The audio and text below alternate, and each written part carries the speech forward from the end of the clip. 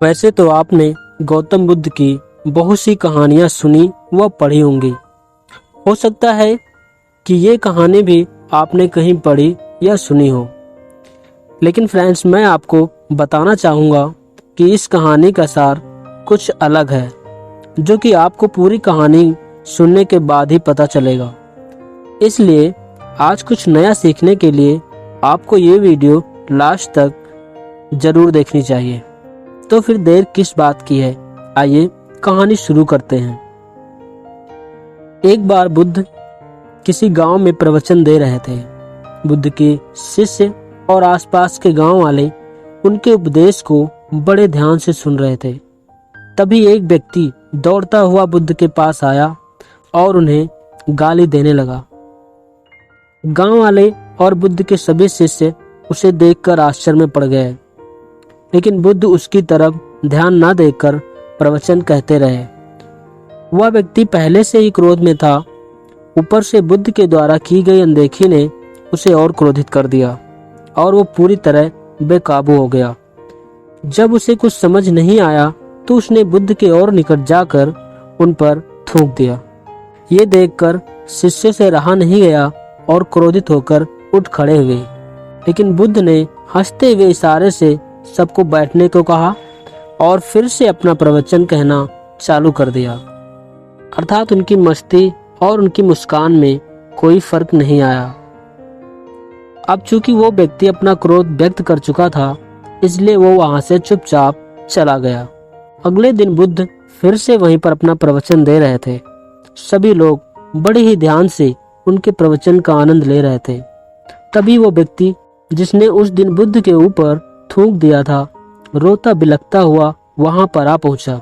वह एक ही बात बार बार बोल रहा था, मुझे क्षमा कर दो प्रभु, क्षमा कर दो महाराज, मैंने आपके ऊपर थूक कर बहुत बड़ा अपराध किया है। हे प्रभु, मुझे क्षमा कर दो। और इससे पहले कि कोई कुछ समझ पाता, वो बुद्ध के चरणों में जा गिरा। बुद्ध ने कल की तरह आज भी उस पर कोई विशेष ध्यान नहीं दिया। यह देखकर वह व्यक्ति और जोर से गिड़गिड़ाने लगा, परंतु बुद्ध पर उसका कोई असर नहीं हो रहा था। उनका प्रवचन अब भी जारी था।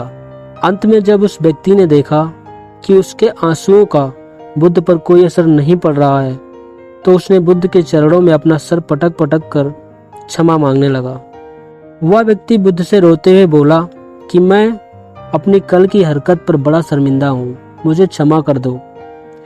जब तक आप मुझे माफ नहीं करेंगे तब तक मैं आपके चरण नहीं छोड़ूंगा। अब तो बुद्ध के पास कोई चारा बचा ही नहीं था, उन्हें प्रतिक्रिया देनी ही थी। सो उन्होंने उस व्यक्ति को अपने चरणों से उठाते हुए कहा, जब कल मैंने तुम्हारे थूकने का बुरा माना ही नहीं, तो आज तुम्हें माफी किस बात के लिए दूं? कल जब तुमने थूक कर अपना क्रोध व्यक्त किया, तो मैं तुरंत ही समझ गया था कि तुम मुझसे इस तरह नाराज हो कि नाराजगी व्यक्त करने के लिए तुम्हारे पास शब्द ही नहीं है। सो थूक कर तुमने अपनी नाराजगी व्यक्त कर दी, बात समाप्त हो गई।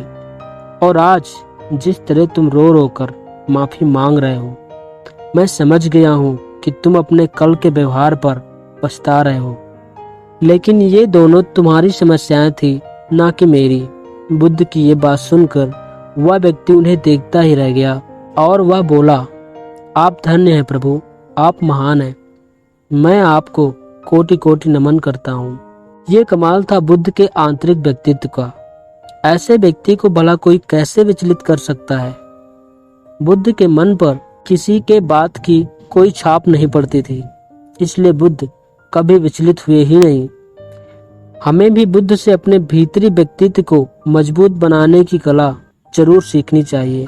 बाहर कुछ भी घटित हो जाए, लेकिन अपने हृदय में हमें शांति बना के रखनी है।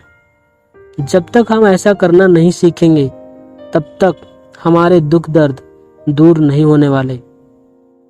सो बुद्ध के तेज का यही एकमात्र रहस्य है। मनुष्य का बाह्य तेज उसके आंतरिक व्यक्तित्व का प्रतिबिंब होता है। जो व्यक्ति दूसरे व्यक्ति, बात या उनके प्रभाव से जितना कम विचलित होता है, उतना ही उसके चेहरे का तेज होता है। और बुद्ध जैसे व्यक्ति का जो कभी किसी की बात से विचलित हुए ही नहीं, उनके तेज का कहना है क्या। उन्हें तो देखकर ही बुद्धम शरणम गच्छामि हो ही जाएगा।